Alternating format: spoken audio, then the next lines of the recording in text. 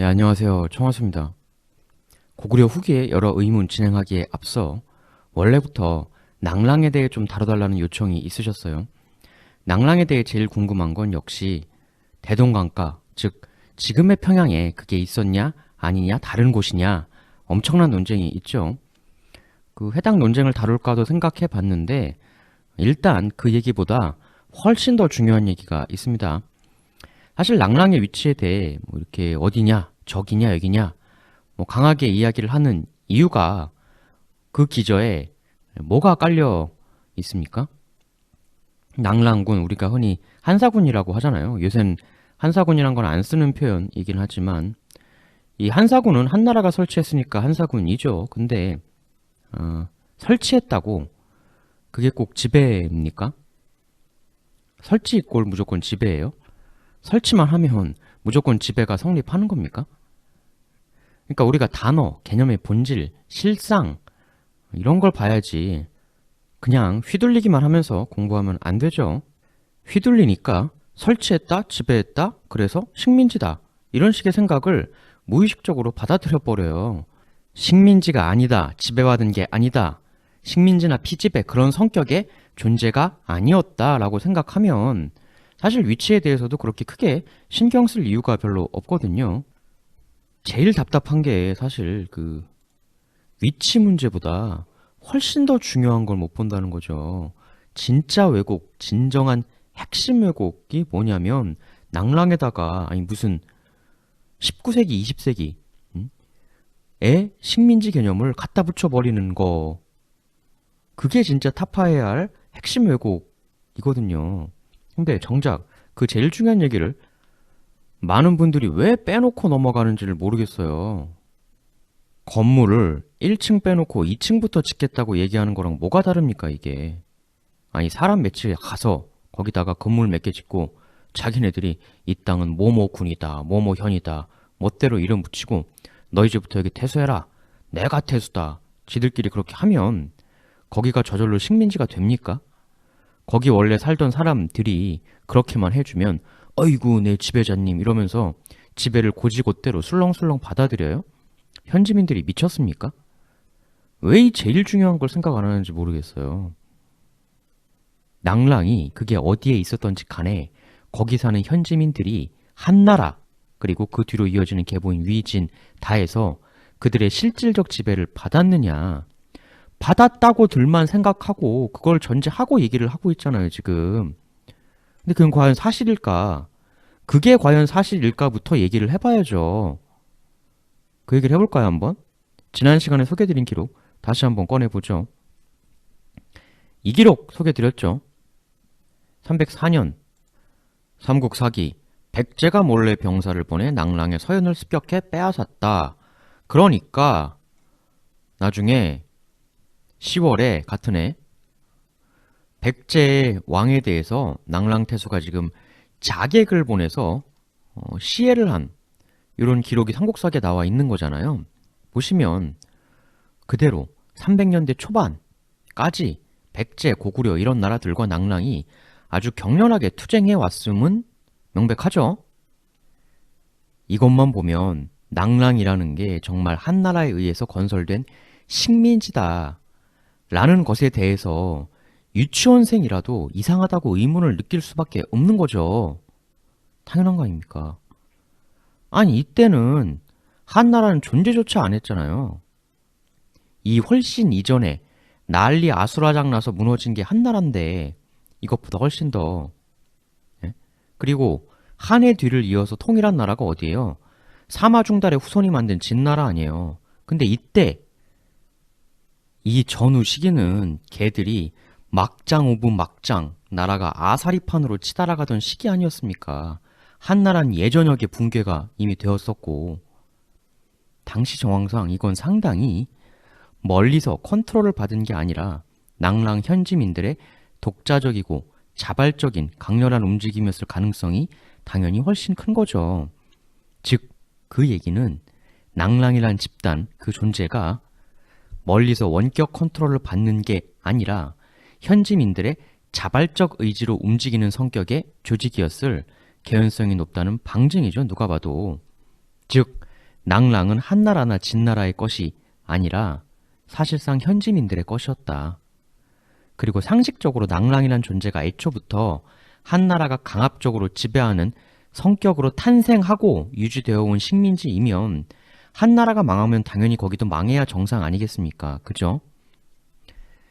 19세기, 20세기 때 식민지들을 생각을 해보세요. 식민지의 지배자, 원모국이 홀라당 망했는데 망한 이후에도 우린 계속 식민지로 남을래요. 이런 나라가 있기가 어렵죠, 당연히. 상식적으로.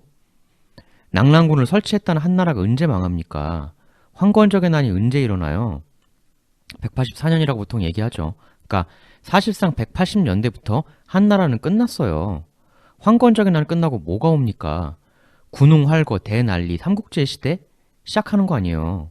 삼국지 시대라는 게 뭡니까? 한나라 중앙정부가 지방에 대한 컨트롤을 완전히 잃어서 오만각지의 군벌, 동네 두령들이 너도 나도 들고 일어나서 각자 왕초노로 타다가 조조, 유비, 손권이라는 큰 세 명의 대두령에게 각 지역별로 정리가 되어가는 그 스토리가 삼국지 아니에요. 아니 한나라가 무너져서 자기네 본토, 예? 지들 동네 갱스터들도 지금 수습을 못해가지고 내가 왕이요, 네가 왕이요, 뭐 원술은 나 황제다, 너도 왕, 나도 왕, 내가 짱. 근데 가까운 같은 동네 본토 갱스터들도 정리 못했던 시기인데, 예? 그들보다 훨씬 멀리에 있는 낭랑은 그 대난리 속에서도 여전히 옛설 식민지 충성 계속 저흰 식민지로 남겠어요. 이렇게 해서 이때까지 잘 존치가 되었다고? 말이 안 되죠, 당연히.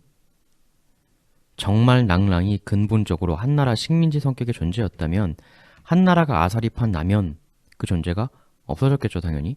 근데 없어지긴커녕 한참 뒤에도 자발적으로 이렇게 기승을 부리고 있지 않습니까? 애초에 낭랑군이라는 존재의 성격이 한나라의 19세기, 20세기 같은 그런 개념의 식민지가 아니었다는 건 논리적으로 조금만 생각해보면 아주 자명한 일입니다. 즉, 낭랑이라는 존재의 진정한 뿌리는 한나라가 아니라 토착지역민들, 토착지역민들이 실질적 지배와 의사결정을 했던, 즉 한나라의 것이 아닌 토착인들의 것이었다. 한사군이란 표현은 요새는 안 쓰죠.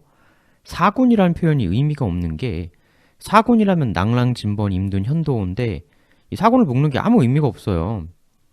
실질적으로 존재했었던 건 사실상 낭랑뿐이고 나머지 3군은 금방 홀라당 망했어요. 나머지 3군은 왜 홀라당 망해서 다른 데로 도망갔습니까? 현지인들이 꺼지라고 했으니까. 한사군이 그 낭랑, 진번, 임둔이 BC 108, 현도가 BC 107 이렇게 설치가 되었는데, 진번, 임둔은 그 BC 82년 불과 26년 만에 홀라당 망해서 각각 다른 데로 흡수되고요. 그나마 현도도 BC 75년에 망합니다. 망해서 아주 멀리로 쫓겨나요. 뭐 말이 이동이지 쫓겨난 거죠. 이 얘기는 뭡니까? 말이 한나라가 설치한 거지 4 중에 3, 4분의 3이 불과 2, 30여 년 정도밖에 못 버티고 내쫓겼다.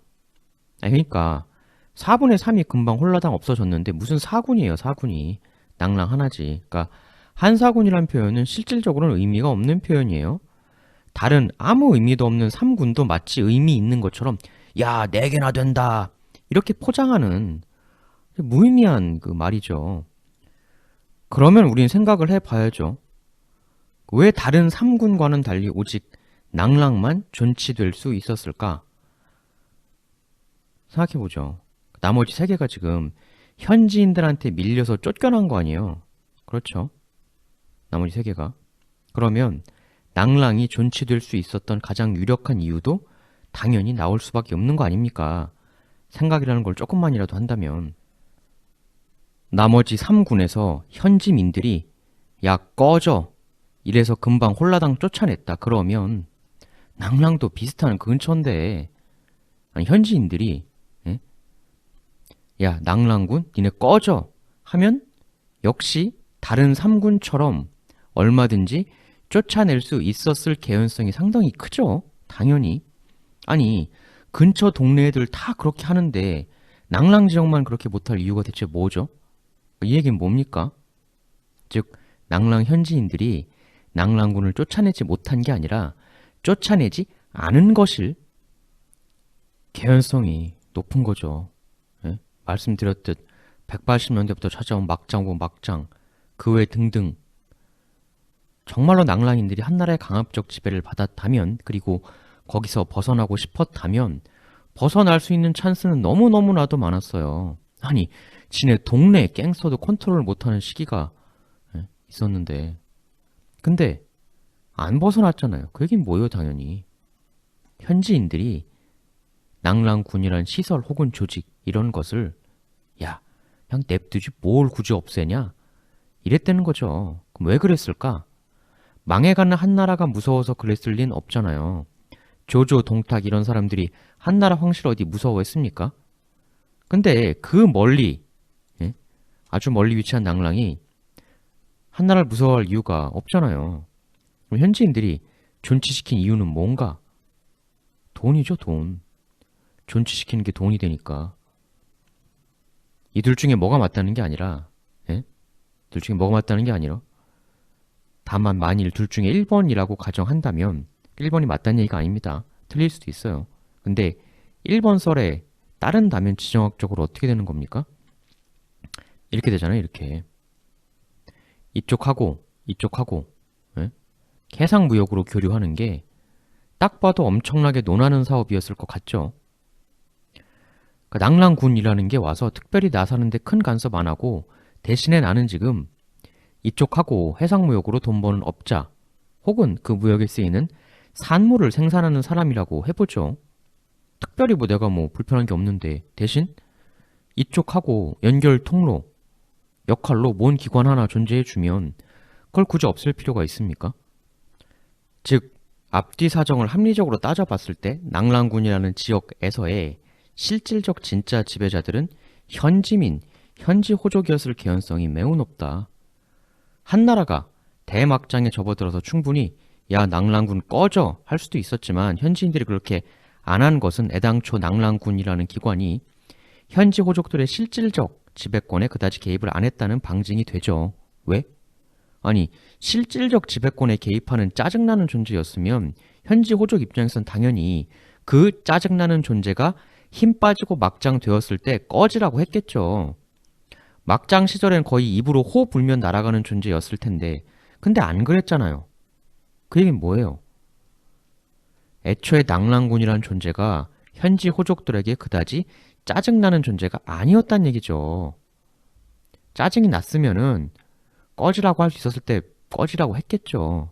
즉 낭랑군은 현지 호족들의 실질적, 현실적 지배권에 터치를 거의 안 했다라는 얘기가 되는 겁니다. 아니 역사책을 보면서 이 정도 추론도 안 할 거면 책 보는 게 무슨 의미가 있습니까? 안 짜증났으니까 안 쫓아낸 거고 안 짜증났다는 얘기는 현지 호족들이 현지에서 마음대로 늘 해왔다는 거죠. 그럼 이게 또 궁금하실 거예요. 한나라나 진나라의 강제를 받아서 한 게 아니라면 낭랑 현지 세력들은 대체 왜 고구려 백제 등하고 그렇게 투쟁을 했나? 그건 당연하죠. 지역적 이권의 경쟁자니까. 현지 호족들이 미쳤다고 이미 막장 모드인 진나라나 한나라를 위해 이렇게 목숨 걸고 싸워줍니까? 미쳤다고? 본인들 이익 때문에 이렇게 필사적으로 한 거죠. 뭐 하려고 막장나라를 위해서 싸워줘요. 이렇게. 보세요. 위치가 여기였다는 설에 따른다면 뭐 아닐 수도 있어요. 예. 근데 일단 그 설에 따른다면 위치상 이 아래에는 이제 그 백제가 있고 위에는 이제 고구려가 있다는 거죠. 이 통설상으로는 아닐 수도 있지만 그럼 당연히 그렇게 보면은 그 이 해상무역에서 이 백제하고 경쟁이 나겠습니까? 안 나겠습니까? 날 수밖에 없죠. 이 백제. 여기 그 위쪽 해상 세력이 있고 백제가 아래에 있다고 하면 항해 무역을 한다. 항해로상 그 여기 세력은 그 위쪽 세력은 위쪽 해로, 백제는 아래쪽 해로로 무역하기가 용이하고 근데 돈벌이 하는 사람들이 백제 상해는 당연히 크로스로 저 위쪽 해로 무역도 하고 싶을 것이고 또 위쪽 상인은 반대일 거 아니에요. 충돌이란 게 왜 나겠습니까? 이권이 겹치니까 충돌이 나는 거죠. 고구려도 마찬가지죠. 본인들하고 가까운 낭랑이 무역이니 뭐니 지역적 이점으로 꼴 빨고 있는데 탐이 안 날 리가 없죠. 낭랑 현지 호족들은 계속 나만 이익 벌고 싶다 했을 것이고 당연히 내가 이익 번 걸 뭐 하려고 고구려나 백제왕한테 공납으로 바치고 싶겠어요. 따라서 이미 나라 구실도 못하는 한나라 진나라가 시켜서 싸우는 게 아니라 본인들 현지 호족들이 철저히 자기네 이익을 위해 고구려 백제하고 투쟁을 한 거죠. 낭랑군은 다들 아시다시피 고조선이 무너지고 나서 생긴 거죠. 그런데 고조선의 멸망에 대해 우리는 어떻게 배웠습니까? 내분이 일어나서 무너졌다 이렇게 배웠죠. 그럼 내분은 왜 일어날까요? 예전 교과서에 보면 이렇게 나와 있었죠. 고조선은 지리적 이점을 이용하여 동쪽의 예나 남쪽의 진이 직접 한나라와 교역하는 것을 막고 중개무역의 이득을 독점하려 하였다. 이러한 경제적 군사적 발전을 기반으로 고조선은 한나라와 대립하게 되었다. 이렇게 나와 있었죠. 기억나실 거예요. 그러니까 한나라와 고조선의 충돌은 경제적 이유였다는 겁니다. 즉 이런 쪽에 물건을 고조선이 이쪽에 이제 갖다 판다는 건데 한나라 이쪽 시장이 굉장히 크죠. 그래서 이제 고조선이 한나라와 대립한다, 맞선다라고 했을 때 당연히 우리가 생각해 볼 수 있는 건 고조선 내부에서의 의견 차이입니다. 무역을 둘러싸고 지금 갈등이 났다라고 나와 있잖아요. 이 얘기는 뭡니까? 그거죠. 기존에는 고조선이 한나라한테 100원 주고 팔았는데 어느 날 갑자기 한나라에서 야 이제 50원으로 살 거야. 팔려면 팔고 말려면 말아. 근데 고조선도 자존심이 있지. 밑도 끝도 없이 깎으면 어떻게 하냐. 그래? 필요 없어. 안 해. 50원? 말 같지도 않은 소리 하고 있어. 니들 말고 어디 팔 데 없을 줄 알아? 이러면서 서로 치킨 게임을 하는 거죠.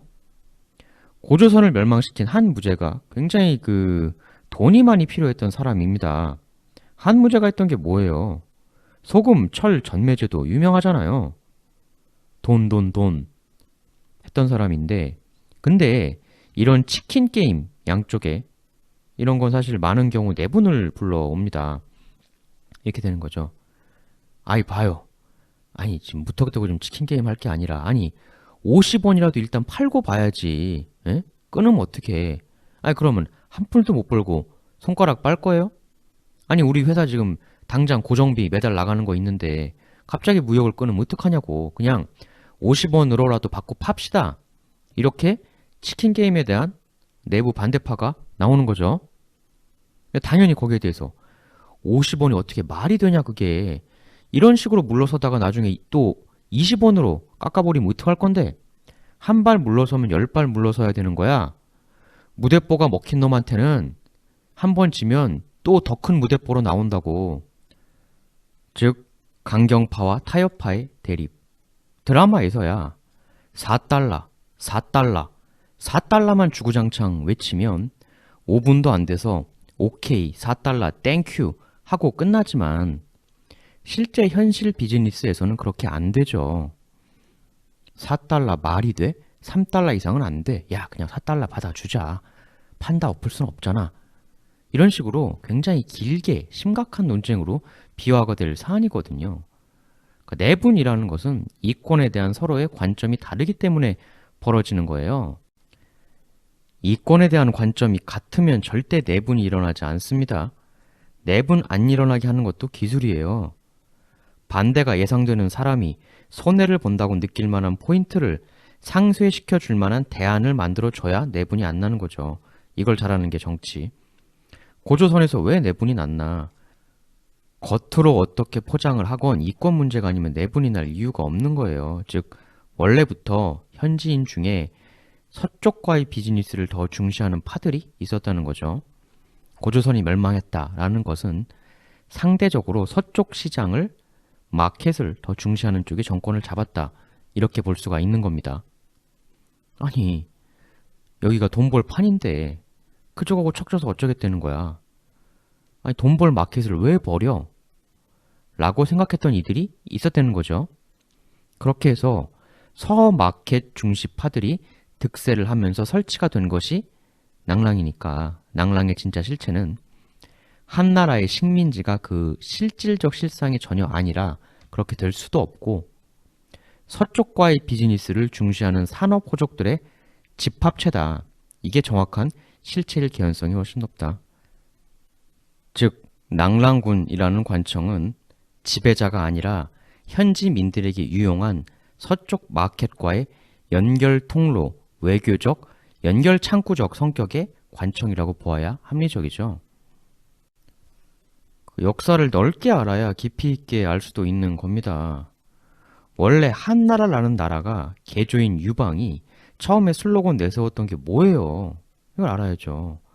약법 3장 아니에요? 약법 3장. 이 뭐예요? 세계 규칙 빼고는 현지 호족들 다 니들 뜻대로 알아서 해라. 그게 약법 3장 아니에요. 예전에 얘기했었죠. 법가를 오히려 황제가 좋아하고 호족들이 법가라면 치를 떨었다고. 왜 그러겠습니까? 법이 정해지면 법대로 해야 하면 지들 동네에서 본인들 마음대로 못하니까. 진시황 진나라가 왜 금방 망했어요? 호족들이 들고 일어나니까. 바로 그런 진시황 법가 체제에 대한 안티테제가 유방의 한나라고. 그러니까 방식이 중앙에서 먼 지역에 현지 대빵 호족이 있어요. 그러면 조정에서 걔한테 그냥 관직을 줘요. 그리고 넌 이제부터 우리의 뭐뭐뭐 직함의 관리다 이렇게 해요. 그럼 현지 대빵은 어때요? 아니 뭐 준다는데 쉴 거 있어요? 공짜로 배지 달아준다는데? 아니면 조정에서 사람을 하나 그리로 보내요. 그리고 일단 걔를 뭐 현지의 뭐뭐 장이다 이렇게 한 다음에 소통 창구로 쓰고 그 사람 바로 밑에 뭔 조직이랍시고 하나 페이퍼로 만들어서 현지 대빵, 현지 호족 걔를 또 그 형식적 밑에 형식적 지위로 임명을 합니다. 그리고서 그 현지 대빵한테 지금까지 누려왔던 걸 다 그대로 보장해줘요. 대신 우리 조정한테 뭐 현지 특산품이나 아니면 뭐 돈으로 바꿀 수 있는 뭐 등등 것들 공납 좀 보내줘.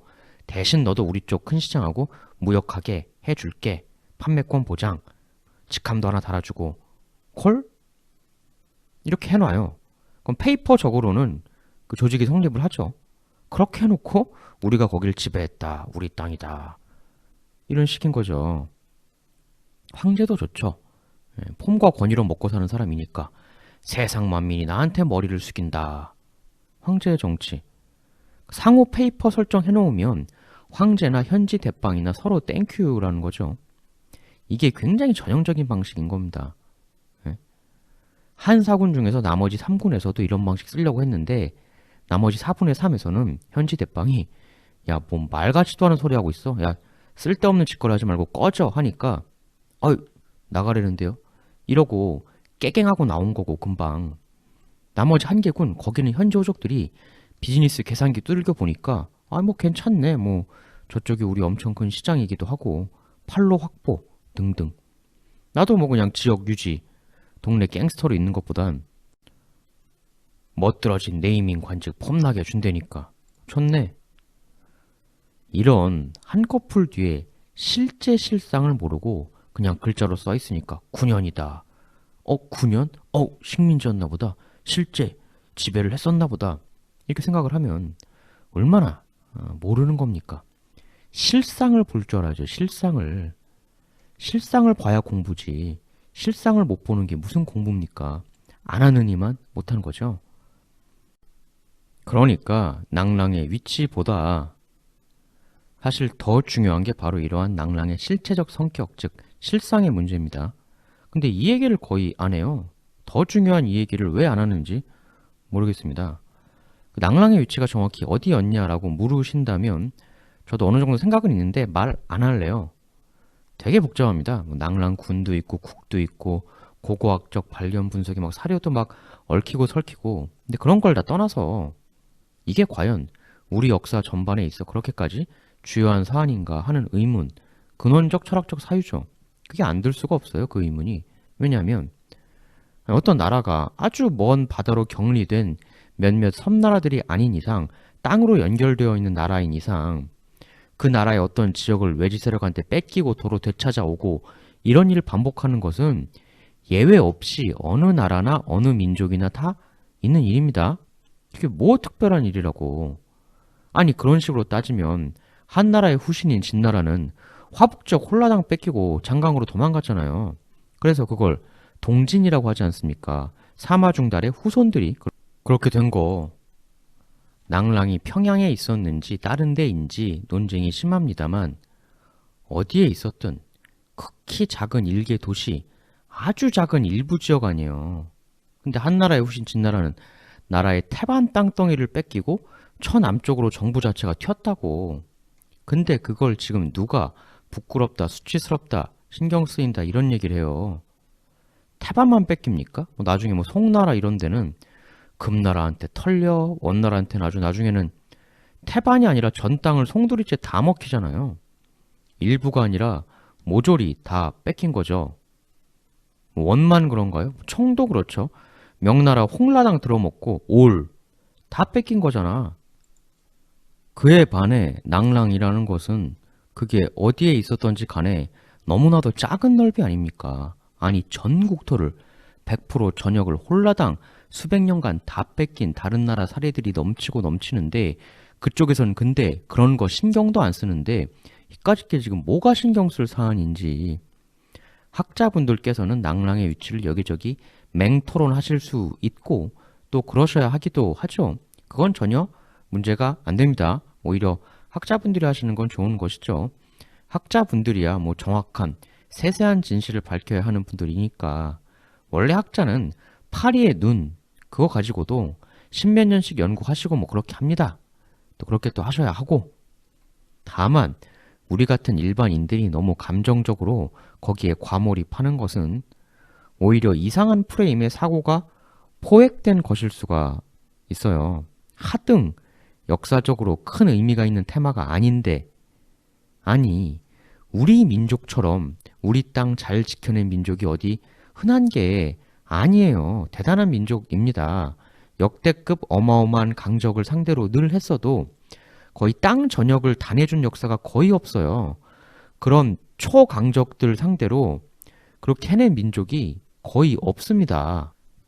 고작 그 조그만 낭랑 지역 그 정도 땅도 안 뺏겼었던 나라 세상에 없습니다. 그런 정도 땅도 안 뺏겼던 민족 지구상에 거의 없어요. 그 정도가 부끄러울 거면 세상 모든 나라 모든 민족들이 다 부끄러워해야 합니다. 근데 당연히 그럴 필요가 없죠. 진짜 무서운 게 뭐냐? 에? 부끄러워해라라는 프레임. 부끄러워해라. 너희들은 아주 작은 흠에도 부끄러워해야만 한다 라는 프레임에 우리가 사로잡혀 있는 것은 아닌가. 사실은 부끄러울 이유가 전혀 없는데 다른 나라들은 그것보다 훨씬 더 길고 훨씬 더 넓게 많이 빼앗겼던 역사들이 수도 없이 있는데도 거기에 대해 전혀 부끄러워하지 않는데 우리는 아주 티끌만한 뭔가만 있어도 거기에 크게 부끄러워해야만 할 것 같은 그 이상한 심리적 프레임. 이 세상에 땅 안 뺏겨봤던 나라가 어디 있어요. 그걸 왜 부끄러워해야 하는데. 수백 년간 100% 전토 다 뺏겼던 그 수많은 나라들도 이제 와서 다들 그냥 허허 웃고 있잖아요. 그게 뭐 대수냐 한때일 뿐인 것이지 허허허. 우린 왜 그렇게 못하는데, 우린 왜 그 코딱지만한 지역 넓이 그거에 수치를 느껴야 하는데 왜? 마음이 작아질 필요가 전혀 없습니다. 결국은 박살 냈잖아요. 고구려가. 뭐가 문제인데 근데. 이 테마는 그냥 우리의 큰 역사에서 봤을 때 파리의 눈 같은 겁니다. 그 정도 비중밖엔 안 되는 일이에요. 고작 그 코딱지만한 지역 허허 웃고 넘어가도 우리 민족의 역사가 훌륭하다는 것, 그 누구보다도 강하게 나라를 잘 지켜내 왔다는 것은 누구도 부정할 수 없는 사실입니다. 그 지난 시간까지 우리가 살펴봤던 게 이거였죠. 그 장수왕 시절의 그 대난리, 그리고 고구려의 왕이 시해 당했다는 이러한 그 흔적. 이 의문들을 다음 시간에 더 본격적으로 파헤치려고 합니다. 그래서 이제 지난 시간에도 말씀드렸지만 그 평양 천도는 일반적 고정관념과는 달리 장수왕이 아니라 광개토대왕이 입안했던 것이라는 말씀 드렸죠. 그래서 이 장수왕 시절의 대난리와 장수왕이 너무나 아낀 손자의 아들이었던 안자왕 때의 기묘한 시의 기록, 그 실체를 알려면 사실 광개토대왕 이야기를 조금 해야 할 것 같아요. 연개소문 온달부터 시작해서 여기까지 거슬러 왔습니다만 그 후기 고구려의 그 극적 드라마틱한 변화는 광개토대왕 시절부터 사실상 시작이 된 것이기 때문에 다음 시간에 광개토대왕 시절 고구려에서 있었던 놀라운 일 살펴보고 고구려 후기의 각종 의문들, 거기서 파생되어 나가는 것들 계속 풀어나가 보도록 하겠습니다. 다음 영상은 3주 뒤 금요일 혹은 토요일에 업로드 하도록 하겠습니다. 그러니까 시리즈 영상은 3주마다 업로드 하고요. 중간중간에 라이브 하도록 하겠습니다. 감사합니다.